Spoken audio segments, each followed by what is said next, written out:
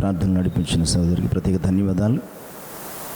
22వ దిన ధ్యానంలోనికి నడిపించబడి ముందుగా మరి కుమారు ఆంధ్ర క్రైస్తవ కీర్తనల పుస్తకం నుంచి 325వ కీర్తన, నన్ను దిద్దుము చిన్న ప్రాయము సన్నుతుండగు నాయన కీర్తన పాడుతూ ధ్యానపూర్వకంగా వాక్య ధ్యానం కొరకు సిద్ధపడదామండి. 325వ కీర్తన.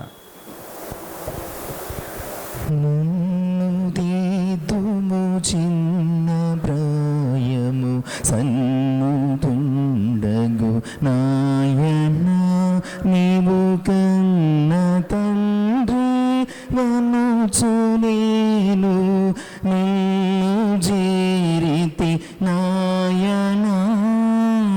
నన్ను దిద్దుము చిన్న ప్రాయము సన్నుతుండగు నాయన.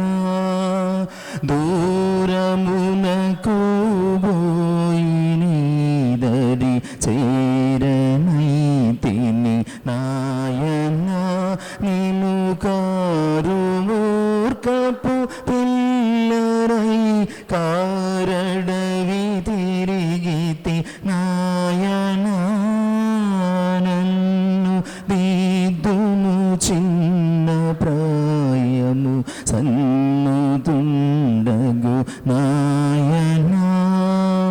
మంచి మార్గము లేదు నాలో మరణ పాత్రుడ నాయన. నిన్ను వంచితుండ నైతిరి ప్రపంచమందున నాయన.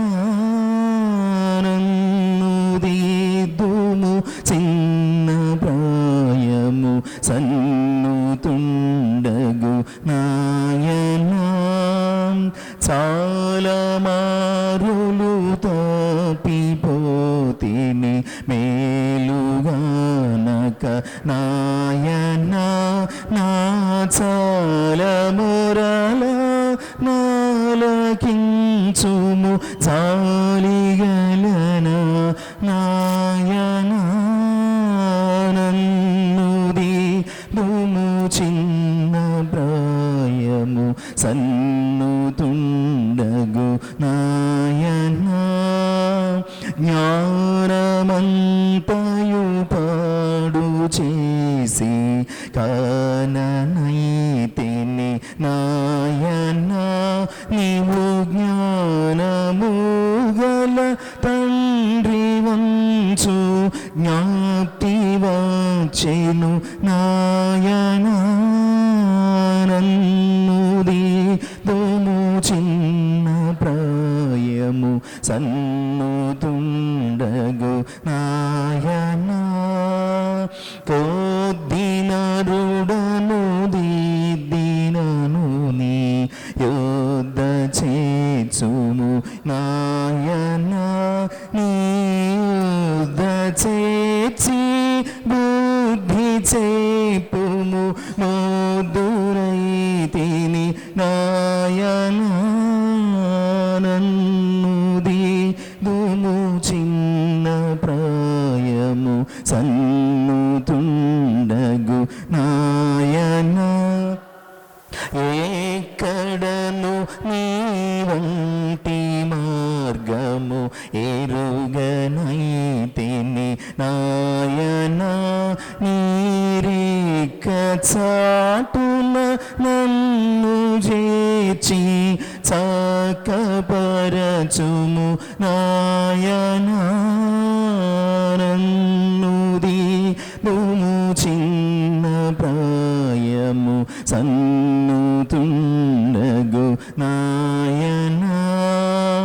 శత్రువగు సాతాను నన్ను మిత్రుజేయను నాయన.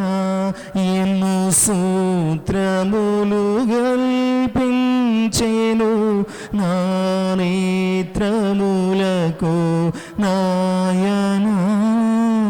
నన్ను దిద్దుము చిన్న ప్రాయము సన్నుతుండగు నాయన. వాసిగా నీ బాపలోకపు వాసుడాను నాయన నీ దాసులలో నకలిగా నన్ను చేసి కావుము నాయనా నన్ను దీదుము చిన్న ప్రాయము సన్నుతుండగు నాయనా. ప్రార్థన. మహోన్నతుడవు, మమ్మను మిక్కిలి ప్రేమించిన తండ్రి, మీకు వందనములు, స్తుతులు, స్తోత్రములు. మరియు కుమారు ఈ మండల కాల శిలువ శ్రమల ధ్యాన కొడుకులు, మరి విశేషంగా ఈ 22వ దినములోకి నడిపించబడిన మేము ఇంతవరకు మిమ్మల్ని స్తుతించడానికి, ప్రార్థించడానికి, ఆరాధించడానికి, మీ వాక్యమును ఇప్పుడు ధ్యానించాలని ఆయుధపడడానికి మీరు చూపిన కృపను బట్టి స్తోత్రాలు ప్రభా. గడిచిన దినాలన్నిట మీ శర్మానుభవాన్ని తెలియజేసిన తండ్రి, మరియు కుమారు దేవా, ఈ దినపు ధ్యానము ద్వారా మా జీవితాలలో మీరు పొందిన శ్రమను జ్ఞాపకం చేసుకుంటూ మీ కొరకు జీవించగలిగే కృపను దయచేయండి. మానవాత్మను మరుగుపరచండి, మానవ స్వరాన్ని మరుగుపరచండి. మహిమ కలిగిన మీ శుద్ధాత్మ సహాయమును, మనోహరమైన మీ స్వరాన్ని మాకు వినిపింపచేసి మీ కృపకు పాత్రుడనుగా మలచమని యేసయ్య శ్రేష్టమైన నామమున ప్రార్థించి వినయపూర్వకంగా వేడుకుంటున్నాను తండ్రి, ఆమేన్. దేవునికి మహిమ కలుగునుగాక. దేవుని ప్రేమించి ఆయన పరిశుద్ధ సన్నిధిని చేరువచ్చిన ప్రియ విశ్వాసులందరికీ మన ప్రభువును ప్రేరక్షకుడైన యేసు క్రీస్తు వారి ప్రశస్త నామములో శుభాలు తెలియచేస్తున్నాను. ఈనాటి ధ్యాన నిమిత్తం ఏర్పాటు చేయబడిన పరిశుద్ధ లేఖన భాగములు యెషయా గ్రంథం 53 8వ వచనపు చివరి భాగం, అపొస్తలుల కార్యముల గ్రంథము 8వ అధ్యాయం 33 నుంచి 40 వచనాల ఈ ధ్యానాన్ని మనము జరిగించుకునే ముందుగా నిన్నటి దిన ధ్యానం అనగా 21వ దినమున అన్యాయపు తీర్పు పొందినవాడు యెషయా గ్రంథము 53 8వ వచనపు మొదటి భాగములో ఆయన ఎలాగూ అన్యాయపు తీర్పు పొందాడు. ఆయన అన్యాయమేమీ చేయకనే, ఆయన పాపమేమీ చేయకనే, ఆయన యందు ఏ దోషమును లేకనే ఎలాగూ ఆయన అన్యాయపు తీర్పు పొందాడు అన్న విషయం మీద మనము కొన్ని ఆత్మీయ సత్యాలను జ్ఞాపకం చేసుకున్నాం. ఎందుకు ఆయన అన్యాయం చేసి శిక్ష పొందలేదు, కానీ ఆయన అన్యాయపు తీర్పును పొందడానికి కారణము ఆయన అపరాధము ఎంత మాత్రము కూడా కాదు, కానీ మన ప్రవర్తన యావత్తు అన్యాయమైనప్పుడు మన ప్రవర్తన సరిచేయడం కొరకు ఆయన అన్యాయపు తీర్పు పొందాడని, మన మార్గములు యావత్తు అన్యాయమైనప్పుడు ఆయన మన మార్గాలను సరిచేయడం కొరకు ఆయన తన మార్గములో అన్యాయపు తీర్పు పొందాడని, మనము అన్యాయపు వర్తకము చేస్తూ అన్యాయ సంపాదన జరిగిస్తూ ఉన్నప్పుడు ఆయన మనల్ని సరిచేయడం కొరకు ఆయన అన్యాయపు తీర్పు పొందాడని, మన అన్యాయ ప్రవర్తన నిమిత్తమై న్యాయాన్ని అన్యాయముగా మార్చినటువంటి మన యొక్క జీవిత అనుభవాల నిమిత్తమై మన కొరకు ఆయన అన్యాయపు తీర్పు పొందాడు అన్న సత్యాన్ని దేవుని యొక్క మరి లేఖనాల ద్వారా జ్ఞాపకం చేసుకున్నాం. చివరికి మన అన్యాయ జీవితం ఎంతవరకు వెళ్ళిందంటే మన ఆత్మీయ జీవితము కూడా అన్యాయమైపోయింది.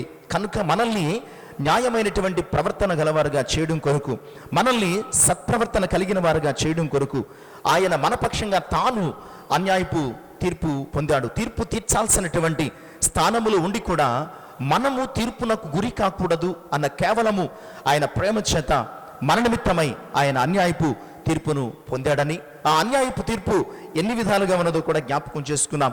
ప్రధాన యాజకులు హేరోదు, పిలాతు వీరు ముగ్గురు కూడా మరి ప్రభువుకు అన్యాయ తీర్పు తీర్చారని, అన్యాయపు తీర్పులో ఆయన మీద మోపిన నేరాలు మతద్రోహము, దైవద్రోహము, రాజద్రోహము, ఈ యొక్క నేరాలను ఆయన చేయకయే ఆయన మీద అన్యాయంగా మోపి అన్యాయపు తీర్పు తీర్చడం చేత ఆయనను సిలువ శిక్షకు గురి చేశారు అన్న విషయాన్ని జ్ఞాపకం చేసుకుంటూనే, ఇలాంటి మన అన్యాయముల కొరకు ఆయన అన్యాయపు తీర్పు పొంది ఉండగా ఇంకా మనము మన అన్యాయ జీవితాలను కొనసాగిస్తూ ఉన్నామేమో. ఒకప్పుడు మన అన్యాయానికి ఆయన తీర్పు పొందితే కనుక ఇంకనూ మనం అన్యాయము చేస్తూ ఉంటే కనుక అన్యాయము చేయవాడు అన్యాయము చెయ్యనేము. ఎందుకంటే ఒకానొక సమయంలో ఆ న్యాయ పీఠం ఎదుట ఆయన మనము చేసిన ప్రతి పనికి ఆయన తీర్పు తీర్చబోతున్నాడు. కనుక ఆయన ఇచ్చినటువంటి కృపా మహదైశ్వర్యాన్ని నిర్లక్ష్యం చేసి మనం ఇంకనూ అన్యాయము చేయవారిగా ఉంటే ఆయన రాకలు తగిన శిక్షకు పాత్రులం అవుతాము అన్నటువంటి సత్యాన్ని జ్ఞాపకం చేసుకున్నాం. ఈరోజు మరి విశేషంగా 22వ ధ్యానము యెషయా గ్రంథము 53వ అధ్యాయము 8వ వచనపు చివరి భాగంలో కలిగినటువంటి అంశాన్ని చదువుకుందామండి. సజీవుల భూమిలో నుండి అతడు కొట్టివేయబడెను, అయినను అతని తరము వారిలో ఈ సంగతి ఆలోచించిన వారు ఎవరు? ఈనాటి అంశము యేసుక్రీస్తు ప్రభువారి యొక్క 22వ శ్రమానుభవాన్ని ప్రవచించినటువంటి యెషయా ప్రవక్త యొక్క ఆంతర్యాన్ని, అనుభవాన్ని మనము కొద్ది నిమిషాలు క్రీస్తుకు పోల్చి ఆలోచన చేసి మనం ఆశీర్వదించబడడానికి, దేవుని యొక్క కృప చేత ఆదరించబడడానికి సిద్ధపడదాం. ఇంగ్లీష్ బైబిల్లో he was cut off from the land of the living అంటాడు.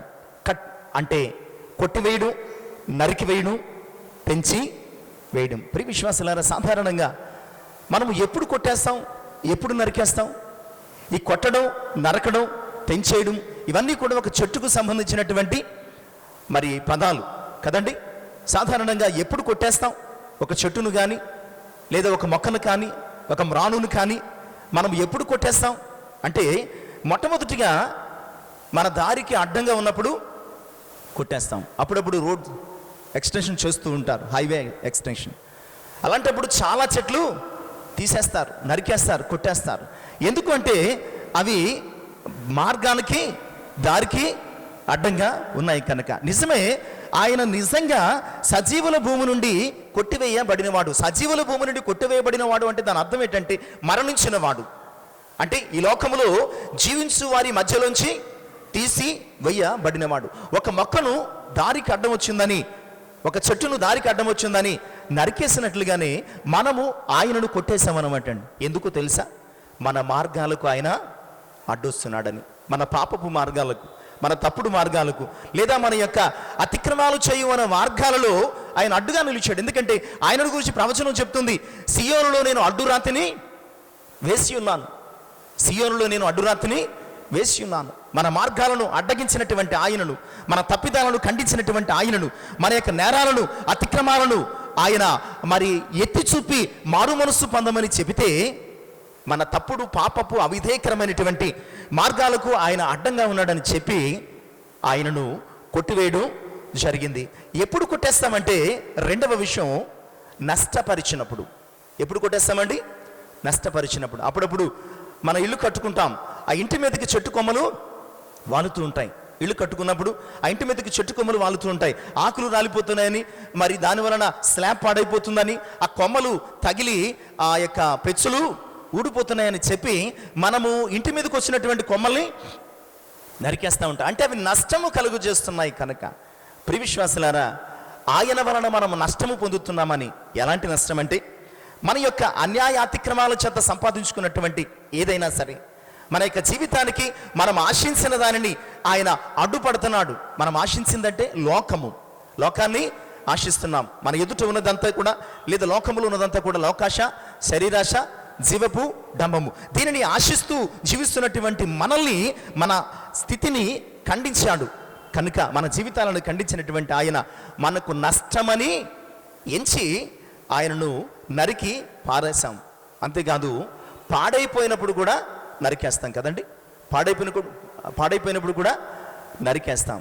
మనము పాడైపోతూ ఉండడం చూసి, మనకు జీవమిచ్చి ఆయన స్వరూపమైనను సొగసైన వాడుగాను లేకపోయినప్పుడు ఆయనను మనం ఇష్టపడక, ఆయనను పాడైపోయిన వానిగా, స్వరూపము లేని వానిగా, సొగసు లేని వానిగా మనము గమనించి ఆయనను మన జీవితాలలోంచి ఇక పనికిరాడు అని చెప్పి కొట్టి పడేసాం. ఇష్టం లేనప్పుడు కొట్టేస్తాం. అలాగే కొన్నిసార్లు కొడతా ఉంటాం. దేనికి అంటే, అమ్ముకోవడానికి కొడతా ఉంటాం. చెట్లు నరుకుతూ ఉంటారు కదండి. దేని కొరకు? అమ్ముకోవడం కొరకు. అమ్ముకుంటే ఏమొస్తుంది? డబ్బులు వస్తాయి. నిజమే, యోధా కూడా ఏం చేశాడంటే ఆయనను అమ్మేసుకున్నాడు. కనుక మనము మన క్రియల చేత, మన ఆలోచనల చేత, మన సంపాదన కొరకు, మన లాభం కొరకు యేసుక్రీస్తు ప్రభువారిని చాలా మార్లు అంగడిలో మనము అమ్మేసుకున్నామంటే ఆయనను కొట్టడానికి అప్పగించామన్నమాట అండి. ఆయన తీసివేయబడడానికి, ఆయన నరికి వేయబడడానికి, ఆయన త్రుంచి వేయబడడానికి కూడా మనము ఆయనను అమ్మేసుకున్నాము. అందుకును ఆయన కొట్టివేయబడ్డాడు అన్న సత్యాన్ని జ్ఞాపకం చేస్తాం. ఇంకొకసారి ఎప్పుడు కొట్టేస్తామంటే, అసూయ చేత కొట్టేస్తాం.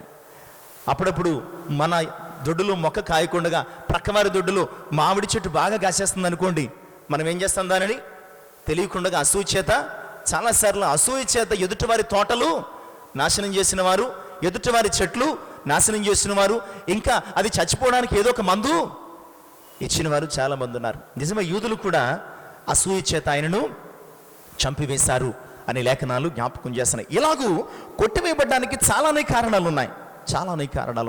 వెరసి ఏదైతేనేమి, మనకు అడ్డంగా ఉన్నాడన్న కారణం చేతనైతేనేమి, మనకు నష్టంగా ఉన్నాడన్న కారణం చేతనైతేనేమి, లేదా పనికిరాడని ఇష్టపడక అమ్ముకోవడానికి అసూయ చేత, ఏ కారణం చేతనైతేనేమి ఆయన సజీవుల భూములు అనగా మన మధ్య ఉండకుండగా ఆయన ఏం చేసామండి? మనం కొట్టేశాం. అందుకని యోహాను సువార్త 1వ అధ్యాయము 11వ వచనములు, ఆయన తన స్వకీయుల యొద్దకు వచ్చెను కానీ ఆయన స్వకీయులు ఆయన అంగీకరించలేదంటే కొట్టేశారనమాట అండి.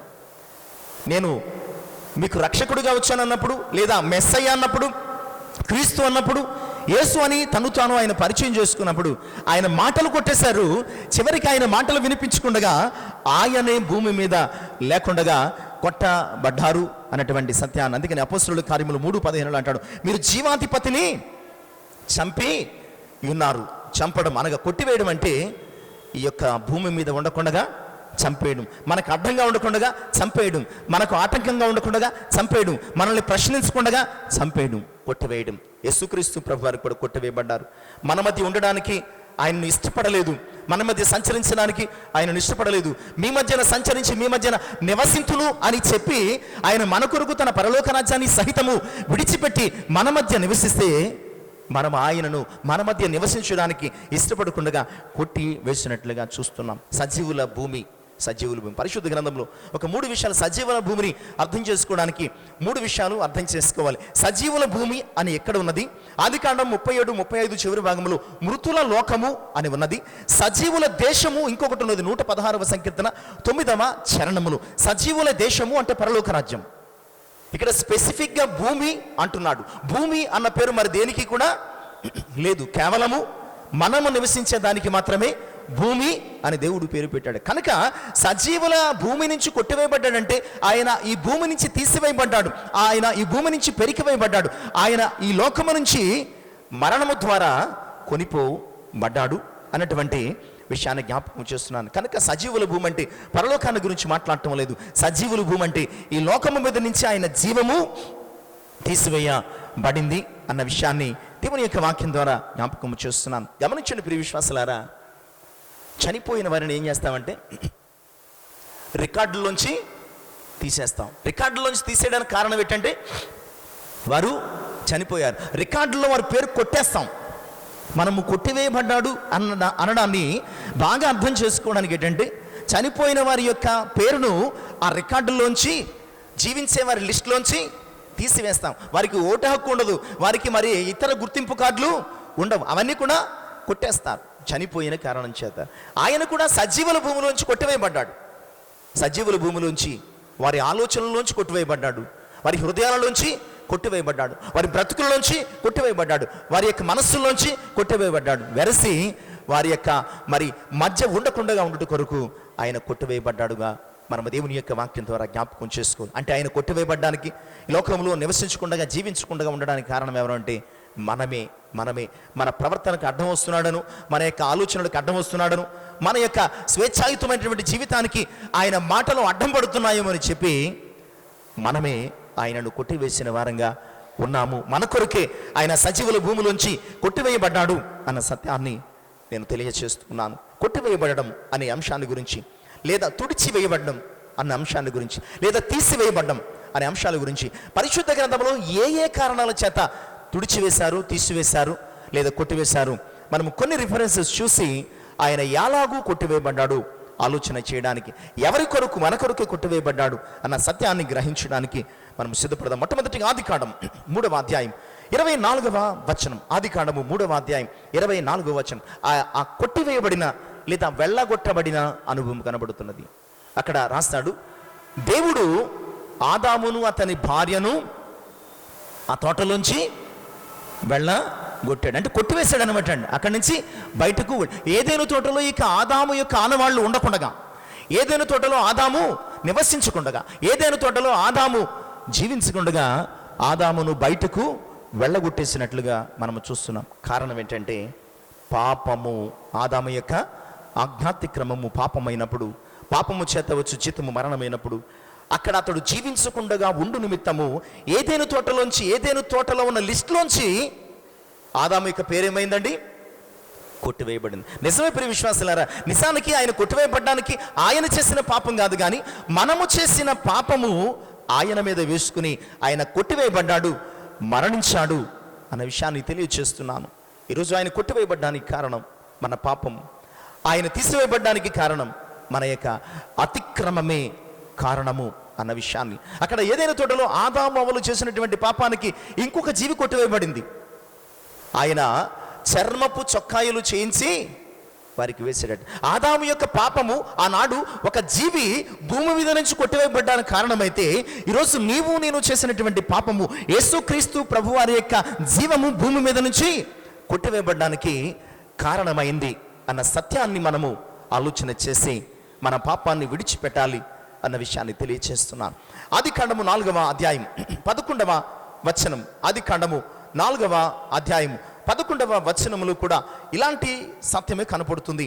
కావున నీ తమ్ముని రక్తము నీ చేతుల నుండి పుచ్చుకున్నటకు నోరు తెరిచిన ఈ నేల మీద ఉండకుండగా నీవు శపించబడినవాడు. ఈ నేల మీద ఉండకుండా అంటే కయ్యను ఏమయ్యాడండి? దేవుని సన్నిధి నుంచి కొట్టివేయబడ్డాడు. కయ్యను ఆ స్థలము నుంచి, ఆ నేల నుంచి కొట్టివేయబడినట్లుగా చూస్తూ ఉన్నాం. కారణం ఏంటంటే కయ్యను తన తమ్ముడిని హత్య చేశాడు. అసూయ చేత కావచ్చు, మరొక పగ చేత కావచ్చు, ఏదైతేనేమి కయ్యను తన తమ్ముడిని చంపేసిన కారణం చేత దేవుడు తన యొక్క జీవ గ్రంథము నుంచి కయ్యను పేరుని ఏం చేశాడు? కొట్టివేశాడు. తన యొక్క లిస్టులోంచి కయ్యను పేరును కొట్టివేశాడు. నిజమే, మనం కూడా మన సహోదరుల పట్ల ప్రవర్తిస్తున్న తీరును బట్టి ప్రేమ రాహిత్యములు లేదా దేవుని యొక్క ప్రేమను కలిగి లేకపోవడాన్ని చూచి ఆయన ప్రేమను తెలియచేయడం కొరకు ఆయన ప్రియకుమారుని భూమి మీద నుంచి కొట్టివేసినట్లుగా మనము చూస్తున్నాం. ఆయన కొట్టివేయబడ్డానికి కారణం మన అసూయ కావచ్చు, మన ద్వేషము కావచ్చు, మన అతిక్రమము కావచ్చు, లేదా మనము జరిగిస్తున్నటువంటి మారణ కాండ కావచ్చు.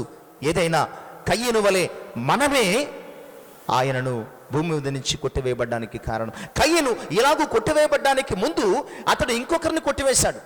భూమి మీద ఉండకుండగా తన తమ్ముడిని ఏం చేశాడు? కొట్టివేశాడు. అలా చేసినందుకు కయ్యను దేవుడు భూమి మీద ఉండకుండగా కొట్టివేశాడు. ఈరోజు మనము చేసిన నేరాలకు ఆయన కొట్టివేయబడిన వానిగా, సజీవుల భూమిలోంచి తుడిచిపెట్టబడిన వానిగా లేదా తీసివేయబడిన వానిగా ఉన్నాడు అన్న విషయాన్ని నేను తెలియచేస్తున్నాను. ఇక 3వ విషయాన్ని కూడా ఆలోచన చేద్దామండి. ఆదికాండము 6వ అధ్యాయం 7వ వచనం. ఆదికాండము 6వ అధ్యాయము 7వ వచనాన్ని కూడా మనం చదువుకుందామండి. అప్పుడు యెహోవా, నేను సృజించిన నరులతో కూడా జంతువులను, పురుగులను, ఆకాశ పక్షాదులను భూమి మీద ఉండకుండగా తుడిచి వేయుదును. అక్కడ చెప్తున్నాడు, ఇదిగో నేను సృష్టించినటువంటి నరులను, జంతువులను, సకల జీవ రాశిని నేను భూమి మీద ఉండకుండా ఏం చేస్తాను? తుడిచి వేస్తాను. లేదా దానికి పర్యాయ పదం ఏంటంటే కొట్టి వేస్తాను లేదా తీసి వేస్తానని డిక్లేర్ చేస్తున్నాడు. కారణం ఆదికాండం 6వ అధ్యాయం 13వ వచనం. దేవుడు నోవహుతో, సమస్త శరీరుల మూలముగా భూమి బలాత్కారముతో నిండి ఉన్నది గనుక నా సన్నిధిని వారి అంతము, సమస్త బలాత్కారులతో భూమి నిండి ఉన్నది. మన బలాత్కారము చేత భూమి నిండి ఉండగా ఆయన ఒకప్పుడు భూమి మీద నుంచి నరులను యావత్తును కూడా కొట్టివేశాడు. ఇప్పటికీ మనం అదే బలాత్కారంతో జీవిస్తున్న కారణం చేత ఇక మనల్ని మరలా కొట్టివేయడం ఆయనకి ఇష్టం లేక మన పక్షంగా పాప పరిహారార్థమై దేవుడు తన ప్రియ కుమారుణ్ణి ఈ భూమి మీద నుంచి కొట్టివేసినట్లుగా, ఈ భూమి మీద నుంచి తీసివేసినట్లుగా మనము వాక్యం ద్వారా అర్థం చేసుకోవలసినటువంటి అవసరం ఉన్నది. వెరసి యెషయా ప్రవచిస్తున్నట్లు 8వ వచనపు 2వ భాగంలో ఆయన సజీవుల భూమిలోంచి కొట్టివేయబడ్డాడు. కారణం మన పాపం, కారణం మన యొక్క ద్వేషం, అసూయ, కారణం మన యొక్క బలాత్కారముతో కూడినటువంటి చెడుతనమే ఆయన భూమి మీద నుంచి కొట్టి వేయబడడానికి కారణమైందని తెలిసి ఇక భూమి మీద నివసించు ఈ కాలములో మనము మన జీవితాలను సరిచేసుకోవడం ఎంతైనా అవసరమని, ఆశీర్వాదకరమని తెలియచేస్తున్నాను. నిర్గమాకాండము 17వ అధ్యాయం 14వ వచనం, నిర్గమాకాండము 17వ అధ్యాయము 14వ వచనం. అప్పుడు యెహోవా మోషేతో ఇట్లనెను, నేను అమాలేకీయుల పేరు ఆకాశము కింద ఉండకుండగా బొత్తిగా తుడిచివేయను. అప్పుడు యెహోవా అంటున్నాడు, నేను అమాలేకీయుల పేరు ఆకాశము కింద ఉండకుండగా బొత్తిగా కంప్లీట్గా తుడిచివేస్తానంటున్నాడు. కారణం తన ప్రజల నిమిత్తమై దేవుడు అమాలేకీయులను ఏం చేస్తానంటున్నాడండి? కంప్లీట్గా రిమూవ్ చేసేస్తానంటున్నాడు భూమి మీద నుంచి. అమాలేకీయులు అవిధేయత కారణం కావచ్చు, ప్రజల మీద ఉన్నటువంటి తన ప్రజల మీద దేవునికి ఉన్నటువంటి ప్రేమ కావచ్చు. నిజానికి అక్కడ అమాలేకీయులు అవిధేయులు కనుక తుడిచిపెట్టబడ్డారు. కానీ ఇక్కడ ఆయన ఎంత మాత్రమో అవిధేయుడు కాదు, తన విధేయత చేత తాను తగ్గించుకుని మన కొరకు ప్రాణం పెట్టాడు. అయితే ఎందుకు తుడిచివేయబడ్డాడు? తిరిగి మరలా అదే మాట, ఆయన తన ప్రజల నిమిత్తమై తన కుమారుణ్ణి తుడిచివేశాడు. మనము పాపములో తుడిచి పెట్టబడాల్సి ఉంటుండగా, మనము పాపము చేత నరికి వేయబడాల్సి ఉంటుండగా, ఫలములు లేని మన స్థితి ఈ భూమి మీద నుంచి తొలగించబడాల్సి ఉంటుండగా, మనము ఫలించాలని ఆయన తన కుమారుని కొట్టివేసి ఆ రక్తాన్ని ఎరువుగాను నీరుగాను మనకు మార్చి మనము ఫలించాలని ఆయన కోరుకుంటున్నాడు. కనుక ఆయన కొట్టివేయబడ్డానికి, తుడిచివేయబడ్డానికి కారణం మనమే, తన ప్రజలమైన మన కొరకు ఆయన తన కుమారుని సైతము కొట్టివేయడానికి ఇష్టపడ్డాడు అన్న విషయాన్ని తెలియచేస్తున్నాను. ఇక 5వ విషయాన్ని కూడా చూద్దాం. రాజుల 2వ గ్రంథం 21వ అధ్యాయము 13వ వచనం. రాజుల 2వ గ్రంథం 21వ అధ్యాయము 13వ వచనం. అక్కడ దేవుడు అంటున్నాడు, నేను యెరూషలేమును తుడిచివేస్తానంటున్నాడు. నేను యెరూషలేమును తుడిచివేస్తాను అంటున్నాడు. కారణం, యెరూషలేము తప్పుదేం చేసిందా? యెరూషలేము పట్టణం తప్పుదేం చేసిందా? నేను యెరూషలేమును తుడిచివేస్తాను అని ఆయన చెప్పడానికి కారణం ఏంటంటే, యెరూషలేమును పరిపాలిస్తూ ఉన్నటువంటి మనష్షే, అతని యొక్క పరిపాలనలో అతని ప్రజలు ఎలా మారారంటే దుష్టులుగాను, పాపాత్ములుగాను, విగ్రహారాధికులుగాను, దేవుని విడిచి ఈ లోక సంబంధమైనటువంటి జీవితం జీవిస్తున్నారు. నేను మనష్షే నిమిత్తము, యూదా ప్రజల నిమిత్తము యెరూషలేమును నేను తుడిచి వేస్తాను అంటున్నాడు. యెరూషలేము దేవుని పరిశుద్ధ పట్టణం. నిజమే, పాపులమైన మన కొరకు ఆయన పరిశుద్ధ కుమారుడైనటువంటి యేసుక్రీస్తును శిక్షించాడు, దండించాడు.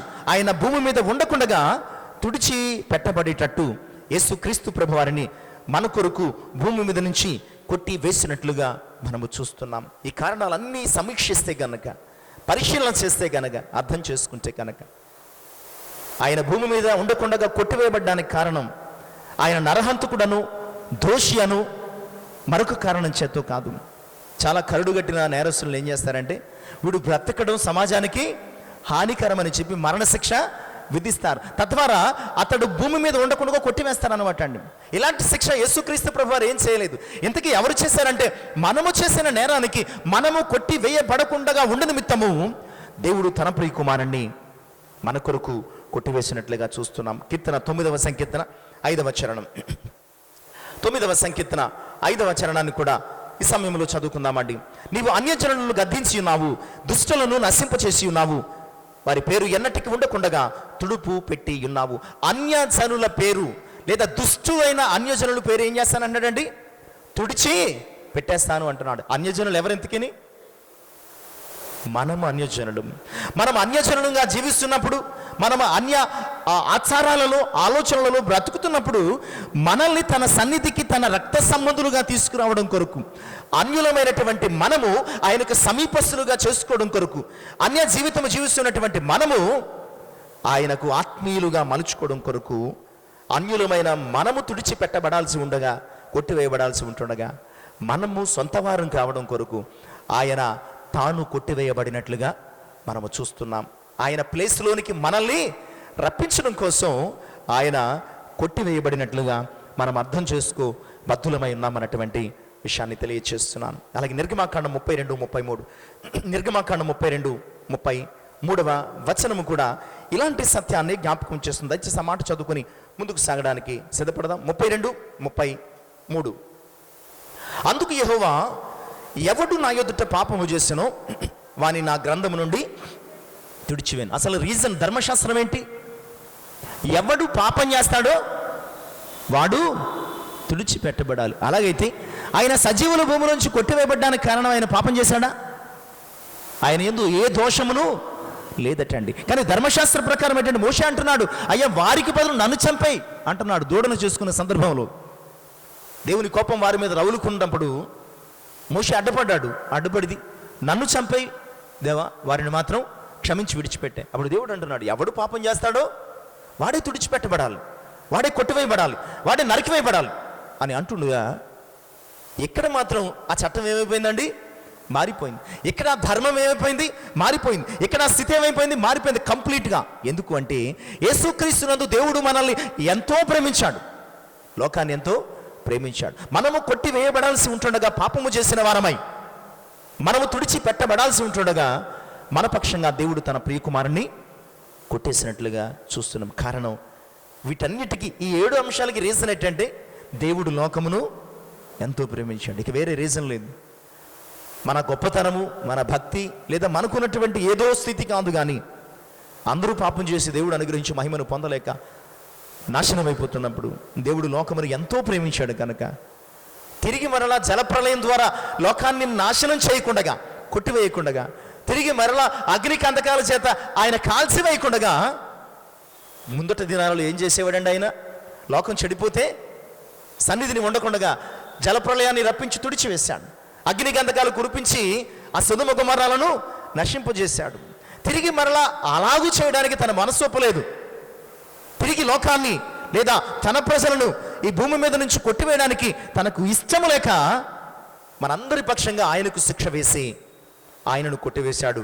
మనం ఇంకా సజీవులున్న దేశములు కాలము గడపడానికి దేవుడు తన కృప మన ఎడల దయచేశాడు అనేటువంటి సత్యాన్ని దేవుని యొక్క వాక్యము జ్ఞాపకం చేస్తుంది. తెస్సలోనికీయులకు రాసినటువంటి మొదటి పత్రిక 5వ అధ్యాయం 10వ వచనం. తెస్సలోనికీయులకు రాసినటువంటి మొదటి పత్రిక 5వ అధ్యాయము 10వ వచనం ఇదే సత్యాన్ని జ్ఞాపకం. మనము మేలుకొని ఉన్నాను, నిద్రపోవచ్చున్నాను, తనతో కూడా జీవించు నిమిత్తము ఆయన మన కొరకు మృతి పొందాడు. కొట్టివేయబడ్డం అంటే మృతి చెందడం.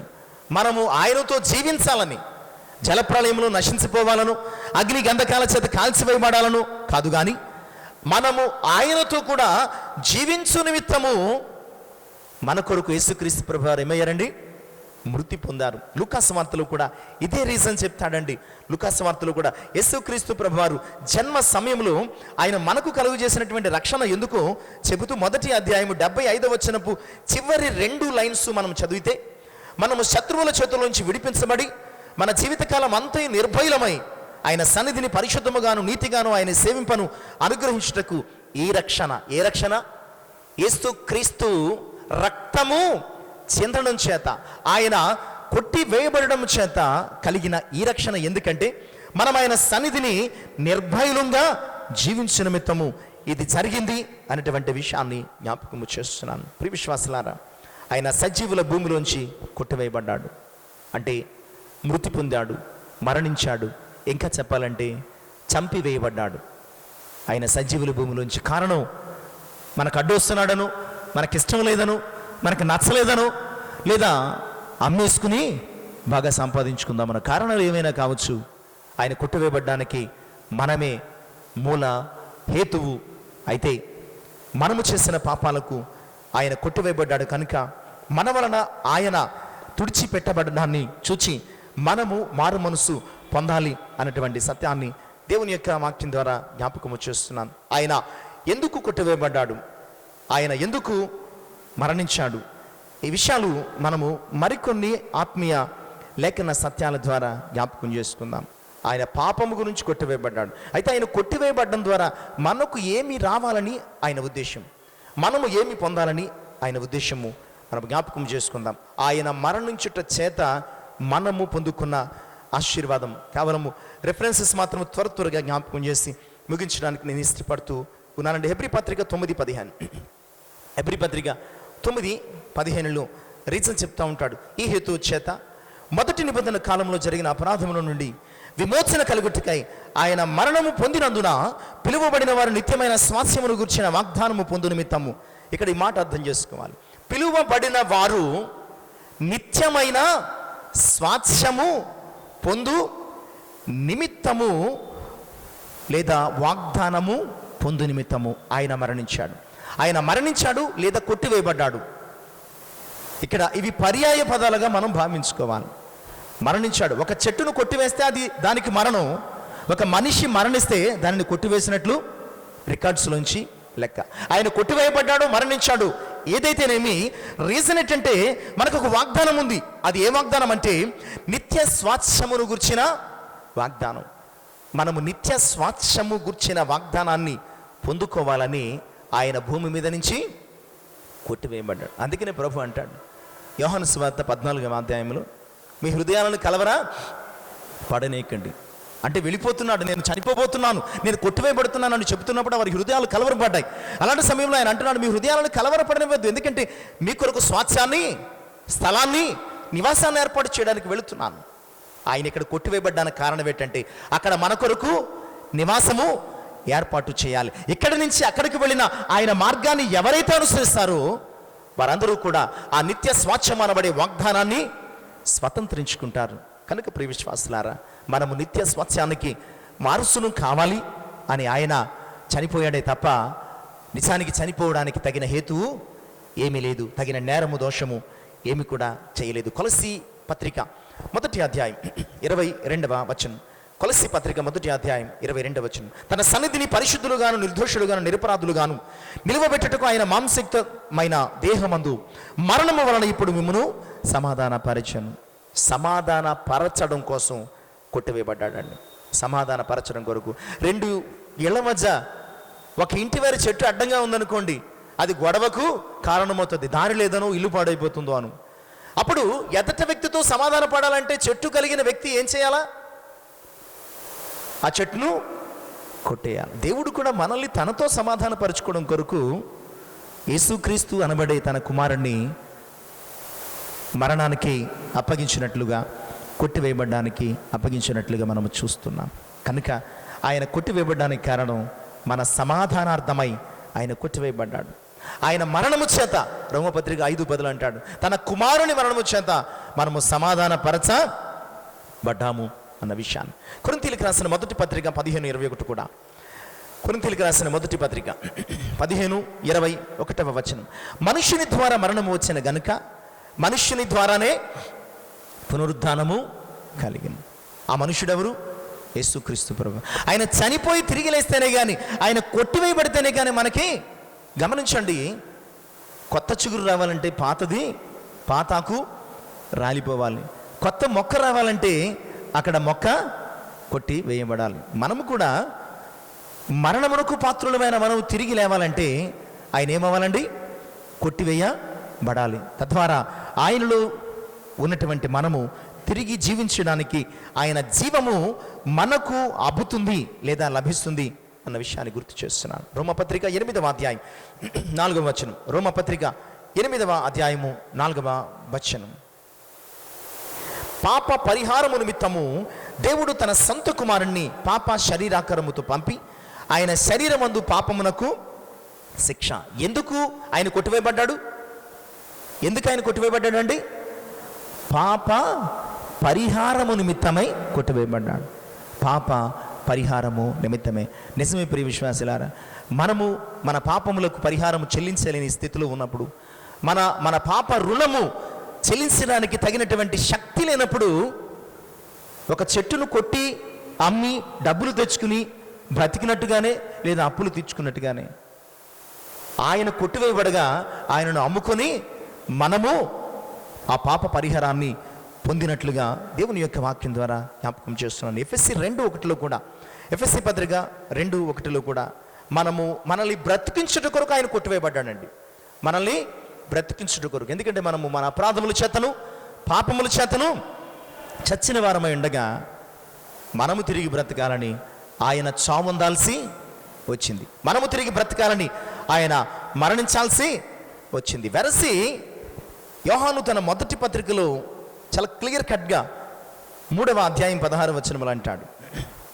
ఆయన, యోహాను మొదటి పత్రిక 3వ అధ్యాయం 16వ వచనం, ఆయన మన నిమిత్తము తన ప్రాణము పెట్టాను. ఇక వేరే రీజన్ లేదు. ఆయన ఎందుకు కొట్టివేయబడ్డాడు, ఎందుకు చనిపోయాడు, ఎందుకు ప్రాణం పెట్టాడు అంటే ఒకే ఒక మాటలో చెప్తున్నాడు. ఆయన కొట్టివేయబడ్డానికి కారణం మనమే. పాపం కావచ్చు, దోషం కావచ్చు, మనం బ్రతకడానికి కావచ్చు, లేదా మనం పునరుద్ధాన అనుభవంలో నడిపించబడ్డం కావచ్చు, ఏదైనా సరే కేవలము మన కొరకు మాత్రమే ఆయన మన మధ్య నుంచి కొట్టివేయబడ్డాడు. కేవలం మన కొరకు మాత్రమే ఆయన సజీవుల భూమి నుంచి కొట్టివేయబడ్డాడు అనేటువంటి సత్యాన్ని చాలా స్పష్టంగా జ్ఞాపకము చేస్తూ ఉన్నాడు. కనుక ప్రియ విశ్వాసులారా, ఈరోజు మన కొరకు ఆయన కొట్టివేయబడ్డాడు. కొట్టివేయబడాల్సినటువంటి మన పక్షంగా ఆయన శిలువ మరణము పొందాడు. మన కొరకు కొట్టివేయబడినటువంటి ఆయనను ఇంకా నీ జీవితంలోంచి, నీ హృదయంలోంచి, నీ బ్రతుకులోంచి కొట్టేసేవానిగా ఉన్నావా, లేదా ఆయనను నీ జీవితంలో కలిగి ఫలించేవానిగా దానిగా ఉన్నావా ఆలోచన చేసుకోవాలి. అపోస్తలుల కార్యములు 8:33 మనం చదువుకున్నటువంటి 2వ భాగం, అపోస్తలుల కార్యముల గ్రంథం 8వ అధ్యాయం 33వ వచనము చివరి భాగం ఎలాగ చెప్తుంది, ఆయన జీవము భూమి మీద నుంచి. ఈ మాట ఎప్పుడైతే చదివాడో అర్థం కాలేదు నపుంసకుడైనటువంటి ఆ ఐథియోపియన్కి. ఫిలిప్పు వెళ్ళాడు, నీవు చదువుతున్నది గ్రహించుచున్నావా? ఎవడైనా నాకు చెప్పకుండా ఎలా గ్రహిస్తాను? వెంటనే యేసుక్రీస్తు యొక్క శ్రమ మరణ పునరుద్ధానాలు అనగా ఆయన మన కొరకు వచ్చి ఈ లోకములో మన కొరకు కొట్టివేయబడినటువంటి అనుభవాన్ని వివరించాడు, మన కొరకు మరణించిన అనుభవాన్ని. వెంటనే నపుంసకుడు అన్నాడు, ఇదిగో నీళ్లు, నాకు బాప్తిసం ఇవ్వడానికి నీకు అడ్డం ఏంటి అన్నాడు. ఆయన ఎప్పుడైతే మన కొరకు కొట్టివేయబడ్డాడని ఒక నపుంసకుడు, నిజానికి అన్యుడు, ఐథియోపియుడు, ఒక అన్యుడు యేసుక్రీస్తు ప్రభువారి యొక్క శ్రమ మరణ పునరుద్ధానాలను గురించి చదువుతున్నప్పుడు ఆయన ఈ లోకములోనికి వచ్చి లోకములో మనల్ని బ్రతికించడం కొరకు ఆయన కొట్టివేయబడ్డాడు, ఆయన తీసివేయబడ్డాడు, ఆయన తుడిచిపెట్టబడ్డాడు, ఆయన మరణించాడు అన్న సత్యాలను చదువుతూ ఉండగా, ఫిలిప్పు చేత వివరించబడుతూ ఉండగా గ్రహించిన వాడై, అయ్యో నా కొరకు ఆయన కొట్టివేయబడ్డాడు, అయ్యో నా కొరకు ఆయన మరణించాడు, అయ్యో నా పాపముల నిమిత్తమై ఆయన ఈ భూమి మీద నుంచి తీసివేయబడ్డాడు అన్న సత్యము ఎప్పుడైతే గ్రహించాడో వెంటనే అతడు ఏమయ్యాడండి? 2016 సంవత్సరాల క్రితం నుంచి సత్యాన్ని, సువార్తను వింటూ ఉన్న నీవు ఇలాంటి మనస్సు కలగకపోవడం చాలా శోచనీయము, చాలా విచారకరం. ఒక అన్యుడు ఈ మాట చదివి గ్రహించి నా కొరకే చనిపోయాడు, ఇక నేను ఆయన కొరకు బ్రతకాలి అని రక్షణ పొందితే, రక్షణ పొందిన అనుభవాలు కలిగి ఉండి కూడా మన కొరకే ఆయన జీవము భూమి మీద నుంచి తీసివేయబడింది అన్న సత్యాన్ని పలుమార్లు వింటూ, చదువుతూ, గ్రహిస్తూ ఉండి కూడా ఇంకా మన కొరకే జీవించే వారంగా ఉన్నామా? మన కొరకు కొట్టివేయబడిన ఆయన పేరున బ్రతుకు వారంగా ఉన్నామా?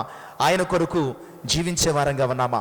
ఎలాంటి అనుభవాన్ని కలిగి ఉన్నాము ఆలోచన చేయండి. అందుకనే ఈ సత్యాన్ని కూడా ఆ 53వ అధ్యాయము 8వ వచనము చివరి భాగంలో అంటాడు, అయినను అతని తరము వారిలో ఈ సంగతి ఆలోచించిన వాడు ఎవడు కూడా వారి కొరకే చనిపోయాడు, మన కొరకే చనిపోయాడు. మనమే చంపేశాం, మనమే ఆయనను తృణీకరించాం, మనమే ఆయనను విసర్జించాం, మనమే మన అతిక్రమాల చేత ఆయనను సిలువ వేయించాం. ఈ సంగతి వారికి తెలుసు. అయినను ఆ తరము వారిలో ఎవడు కూడా ఆయన గురించి, ప్రియ విశ్వాసులారా గమనించండి, కేవలం ఆ తరములోనే కాదు, ఆయన మన కొరకే చనిపోయాడని, మన కొరకే కొట్టివేయబడ్డాడని, మన కొరకే మరణించాడన్న సత్యము లేఖనాలు నీకు తెలియజేస్తున్నప్పటికీ ఈ తరములో కూడా ఇంకా ఆయన ప్రేమను గ్రహించటం లేదు. ఆ తరము వారిలో ఎవరు ఆలోచించినట్లే ఈ తరములో కూడా ఇంకా మనము కూడా ఆయన శిలువ, శ్రమ, మరణ పునరుద్ధానాల గురించి ఆలోచించటం లేదు. ఆయన కొట్టివేయబడింది మన కొరకే అన్న సత్యాన్ని ఆలోచన చేస్తే మనం ఆయన కొరకు జీవించాలి అన్న సత్యము మనకి అవగాహనకు వస్తుంది అన్న విషయాన్ని జ్ఞాపకము చేస్తున్నాను. ప్రియ విశ్వాసులారా, ఆయన జీవించిన కాలంలో 3.5 సంవత్సరాలు వారి కొరకే వచ్చాడు. నేను పాపలను రక్షించుట కొరకు, నశించుచున్న దానిని వెతికి రక్షించుట కొరకు మనుష్య కుమారుడు మీ నిమిత్తమై సిలువ వేయబడు, ఇవన్నీ చెప్పాడు. చెప్పడం మాత్రమే కాదు, వారిని స్వస్థపరిచాడు, చనిపోయిన వారిని లేవనెత్తాడు, వారిని బాగు చేశాడు. అసహించుకుంటూ సమాజం వెలివేసినప్పుడు హక్కును చేర్చుకుని వారిని ఆదరించాడు. ఆకలైనప్పుడు రొట్టెలు ఇచ్చాడు, అన్నీ ఇచ్చాడు. అన్నీ ఇస్తే అన్నీ తినేసేసి ఆయనను ఏం చేశారంటే వారు అంగీకరించకుండా కొట్టేశారు, అంగీకరించకుండా తృణీకరించారు, అంగీకరించకుండా తమ ప్రాంతాలు విడిచి వెళ్ళిపోమన్నారు. ఈరోజు కూడా ఆయన ద్వారానే బ్రతుకుతున్నాం, ఆయన ఇచ్చిన రక్షణను అనుభవిస్తున్నాం, ఆయన ఇచ్చిన ఆశీర్వాదాలను మనం ఆస్వాదిస్తున్నాం. ఆయన కృప వలన మాత్రమే ఈరోజు చలిస్తున్నాం, జీవిస్తున్నాం, ఉనికి కలిగి ఉన్నాం. అయినా కూడా ఇంకా మన బ్రతుకు తెరువు కొరకు ఆయనను మన జీవితాల నుంచి కొట్టేస్తున్నాం, నెట్టేస్తున్నాం. ఇంకా మన యొక్క స్వార్థం కొరకు, మన సంపాదన కొరకు, మనకి ఈలోక సంబంధమైనటువంటి ఆశల కొరకు, ఆకర్షణల కొరకు మన హృదయంలోంచి, మన ఆత్మీయ జీవితంలోంచి ఆయనను తృణీకరిస్తున్నాం, తుడిచివేస్తున్నామేమో ఆలోచన చేసుకోండి. వాక్యము నపుంసకుని హృదయాన్ని తగిలినప్పుడు అతడు మార్పు పొందాడు. అవును, నా కొరకే ఆయన కొట్టివేయబడ్డాడు. ఈరోజు మరలా అదే వాక్యం నీతో నాతో మాట్లాడుతుంది. ఆయన నీ కొరకే భూమి మీద నుంచి కొట్టివేయబడ్డాడు, తుడిచిపెట్టబడ్డాడు, తీసివేయబడ్డాడు.